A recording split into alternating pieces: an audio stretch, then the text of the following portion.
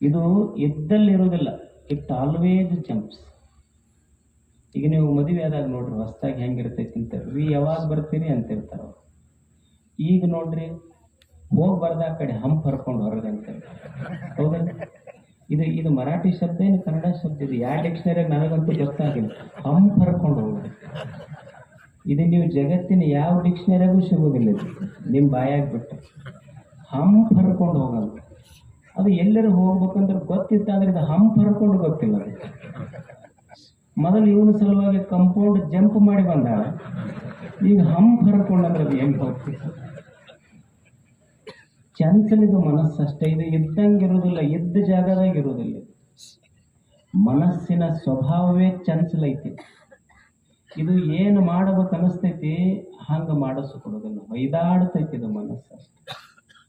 ಒಮ್ಮೆ ಪ್ರವಚನಕ್ಕೆ ಬರ್ಬೇಕು ಅನಿಸ್ತೈತಿ, ಒಮ್ಮೆ ಆ ಕಡೆ ಹೋಗ್ಬೇಕು ಅನಿಸ್ತೈತಿ. ಏನು ಪ್ರವಚನ ಮುಗಿಸ್ಕೊಂಡು ಹೋಗ್ಬೇಕು, ಏನು ಅಲ್ಲಿಗೆ ಹೋಗಿ ಇಲ್ಲಿಗೆ ಬರ್ಬೇಕು. ಇದು ಮನಸ್ಸು ಹೊಯ್ದಾಡುತ್ತಷ್ಟೆ. ಆದ್ರೆ ಬಹಳ ಮಂದಿಗೆ ಏನು ಅಂದ್ರ ಒಂದು ಸತ್ಯ ತಿಳ್ಕೋಬೇಕು. ಬಹಳ ಮಂದಿ ವಿದ್ಯಾರ್ಥಿಗಳು ನಡ್ಕೊಂಡು ಈ ಕಾನ್ಸಂಟ್ರೇಷನ್ ಮಾಡ್ಬೇಕ್ರಿ, ಹೆಂಗ ಮಾಡ್ಬೇಕು, ಈ ಮನಸ್ಸು ಹೆಂಗ ನಿಲ್ಲಿಸೋದಿದು ಅಂತ. ನೀವು ನೋಡಿ, ನಮ್ಮಲ್ಲಿ ಬಹಳಷ್ಟು there are many notions that we have misunderstood. ಮನಸ್ಸು ನಿಲ್ಲಿಸ್ಲಿಕ್ಕಾಗೋದಿಲ್ಲ.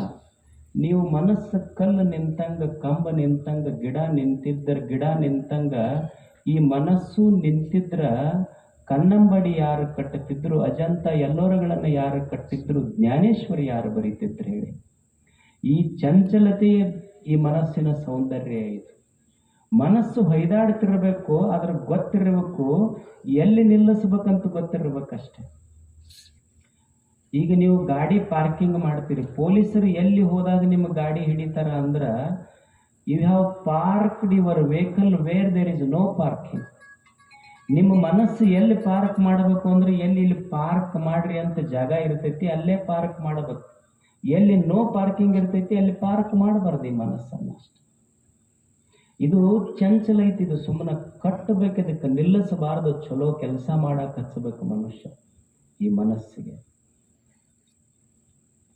ಇದನ್ನ ನಿಲ್ಲಿಸುವುದಲ್ಲ, ಚಲೋ ಕೆಲಸಕ್ಕೆ ಹಚ್ಚಬೇಕು. ಒಂದು ಗುಬ್ಬಿ ಐತಿ, ಗುಬ್ಬಿ ಗೂಡು ಕಟ್ಟತೈತಿ.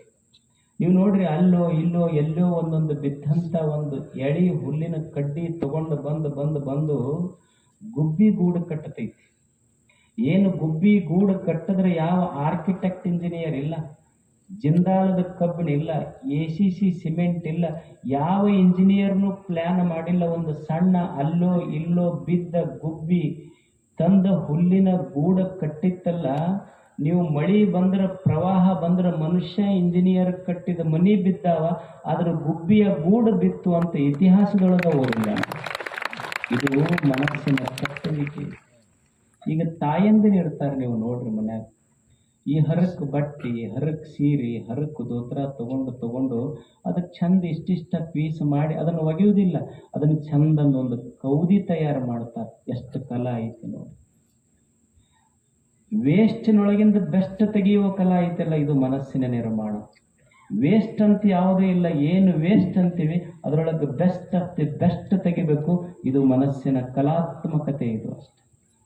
ಅದೇ ಹರಕ್ ಸೀರೆ, ಅದೇ ಹರಕ್ ಬಟ್ಟೆ ತಗೊಂಡು ತನ್ನ ಹೊಟ್ಟೆಯಲ್ಲಿ ಹುಟ್ಟುವ ಮಗುವಿಗೆ ತಾಯಿ ಒಂದು ಕುಲಾಯಿ ಹೊಲಿತಲ್ಲ, ಎಷ್ಟು ಚಿತ್ರಕಾರನ ಚಿತ್ರದಂಗಿರ್ತೈತಿ, ಅದ್ಭುತವಾಗಿರ್ತೈತಿ. ಅದೇ ವೇಸ್ಟಿನೊಳಗಿಂದ ಇದೆ. ಅದಕ್ಕೆ ಈ ಮನಸ್ಸ ಚಂಚಲ ಐತಿ ಅಂತ ತಿಳ್ಕೊಂಡು ಎಲ್ಲರೇ ನಿಲ್ಲಿಸುವುದಲ್ಲ, ಎಲ್ಲಿ ನಿಲ್ಲಿಸಬೇಕು ಅಂತ ಗೊತ್ತಿರಬೇಕಿದು ಅಷ್ಟೇ. ಇದು ಎರಡನೆಯ ದೋಷ.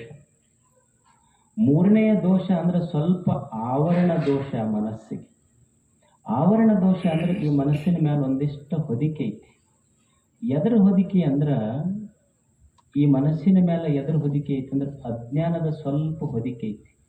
ಈ ಅಜ್ಞಾನ ಏನು ಮಾಡ್ತೈತಿ ಅಂದ್ರ, ದೇವರು ನನಗೆ ಈ ಭೂಮಿಗೆ ಯಾಕೆ ಕೊಟ್ಟು ಕಳಿಸ್ಯಾನ, ಈ ದೇಹದೊಳಗೆ ಈ ಜೀವ ಬಂತಲ್ಲ ಈ ಭೂಮಿಗೆ ಯಾಕೆ ಬಂತು, ಏನು ಮಾಡಬೇಕಾಗಿತ್ತು ಏನು ಮಾಡಲಿಲ್ಲ, ಅದು ತಿಳ್ಕೋಬೇಕಷ್ಟೆ.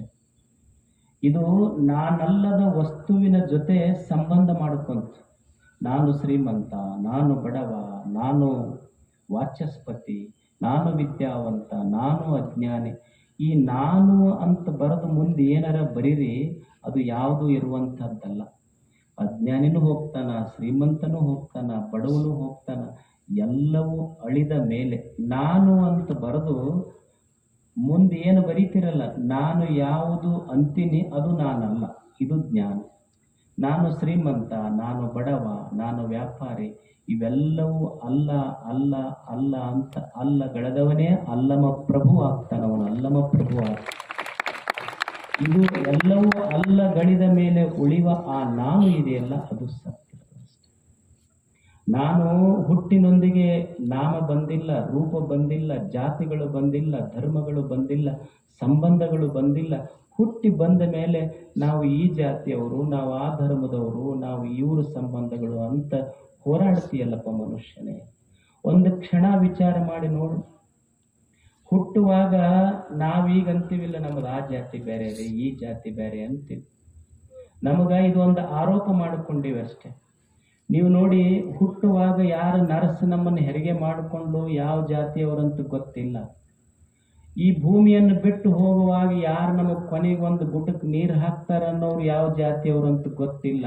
ಹುಟ್ಟಾಗಿಲ್ಲಾರ್ದ ಜಾತಿ, ಸಾಯೋಗಿಲ್ಲಾರ್ದ ಜಾತಿ ನಡಬರಕ್ಕೆ ಬಂದು ನಮ್ಮ ಮನುಷ್ಯ ಕುಲವನ್ನೇ ಹಾಳು ಮಾಡುತ್ತಲ್ಲ, ಇದು ಯಾವ ಜಾತಿ? ಇದು ನಾನು ಬೇರೆಯವನಿರಬಹುದು, ನೀನು ಬೇರೆಯವನಿರಬಹುದು, ನೀನು ಪೂಜಿಸುವ ದೇವರು ಬೇರೆ ಇರಬಹುದು, ನಾನು ಪೂಜಿಸುವ ದೇವರು ಬೇರೆ ಇರಬಹುದು, ನೀನು ಜಗಲಿಯ ಮೇಲಿಟ್ಟ ದೇವರು ಭಿನ್ನ ಇರಬಹುದು, ನಾನು ಜಗಲಿಯ ಮೇಲಿಟ್ಟ ದೇವರು ಭಿನ್ನ ಇರಬಹುದು.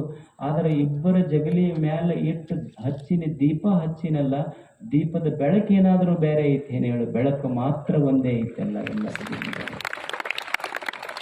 ಇದು ಸತ್ಯವನ್ನ ಅರಿತು ಬದುಕಬೇಕು ಮನುಷ್ಯ ಅಷ್ಟೇ. ಈ ಅಜ್ಞಾನದ ಆವರಣ ತುಂಬೈತಷ್ಟೆ. ಮನುಷ್ಯ ಇದು ಸ್ವಲ್ಪ ಸ್ವಚ್ಛ ಮಾಡಿಕೊಳ್ಳುವುದು. ಏನು ಸ್ವಚ್ಛ ಆಗಬೇಕು ಅಂದ್ರೆ ಮನಸ್ಸು ಸ್ವಚ್ಛ ಆಗಬೇಕು, ದೇಶ ಸ್ವಚ್ಛ ಆಗಬೇಕು, ಊರು ಸ್ವಚ್ಛ ಆಗಬೇಕು, ಮನಿ ಸ್ವಚ್ಛ ಆಗಬೇಕು, ನಮ್ಮ ಮನಸ್ಸುಗಳು ಸ್ವಚ್ಛ ಆಗಬೇಕು. ಇದು ಸ್ವಚ್ಛ. ಹಿಂದೆಲ್ಲ ಏನಂತಿದ್ರು ಅಂದ್ರೆ, ಸ್ವತಂತ್ರ ಪೂರ್ವದಲ್ಲಿ 1942 ಅಲ್ಲ, ಕ್ವಿಟ್ ಇಂಡಿಯಾ ಅಂತಿದ್ರು. ಅವಾಗೇನಿತ್ತು, ಸ್ವಾತಂತ್ರ್ಯ ಬರುವುದಕ್ಕಿಂತ ಮೊದಲ ಅವಾಗೊಂದು ಘೋಷಣೆ ಇತ್ತು. ಏನು ಅಂದ್ರೆ ಕ್ವಿಟ್ ಇಂಡಿಯಾ. ಈಗ ಸ್ವತಂತ್ರ ಸಿಕ್ಕೈತಲ್ಲ, ಈಗ ಕ್ವಿಟ್ ಇಂಡಿಯಾ ಅಲ್ಲ, ಈಗ ಕ್ಲೀನ್ ಇಂಡಿಯಾ, ಗ್ರೀನ್ ಇಂಡಿಯಾ ಅದು ಬಳಸ್ಕೋಬೇಕು ನಾವೆಲ್ಲ. ಈಗ ಸ್ವಚ್ಛ ಭಾರತ ಇರಬೇಕು, ಸ್ವಚ್ಛ ಇರಬೇಕು. ಅವಾಗ ಸತ್ಯಮೇವ ಜಯತೆ. ಅವಾಗ ಹಿಂದೇನಿತ್ತು? ಸತ್ಯಮೇವ ಜಯತೆ. ಈಗ ಸ್ವಚ್ಛಮೇವ ಜಯತೆ. ಈಗ ಸ್ವಚ್ಛವೇ ದೇವರು, ಅದೇ ಜಯ ಸಿಗ್ತೈತೆ ಅಷ್ಟೆ. ನೋಡಿ, ನೀವೆಲ್ಲ ಇವತ್ತು ನಿನ್ನೆ ಪಾದಯಾತ್ರೆ ಮಾಡಿದ್ರೆ ನಿಮ್ಮ ಊರೊಳಗೆ ಎಷ್ಟು ಸ್ವಚ್ಛ ಸ್ವಚ್ಛ ಸ್ವಚ್ಛ ರಂಗೋಲಿ ಬರೆದು ಬಿಡಿಸಿದ್ರಿ ನೀವು ಊರಾಗ. ಇದೇ ನಿಮ್ಮ ನಾಡಿನೊಳಗೆ ಅಭಂಗಗಳನ್ನು ಬರೆದ ಕೈಗಳು ಅದಾವ. ಅವರಿಗೆ ಜ್ಞಾನ ಇತ್ತು, ಇದೇ ಹೃದಯದಿಂದ ಬಂದ ಅಕ್ಷರ ಅಭಂಗ ಆಗಿತ್ತು. ನಿಮಗೆ ಅಕ್ಷರ ಗೊತ್ತಿರಲಿಕ್ಕಿಲ್ಲ, ನಿಮ್ಮ ಹೃದಯವೇ ರಂಗೋಲಿಯೊಳಗೆ ಹೂವಾಗಿ ಬಿಡಿಸಿದ್ರಲ್ಲ ಬರುವವರಿಗೆಲ್ಲ. ಇದು ಅದ್ಭುತ.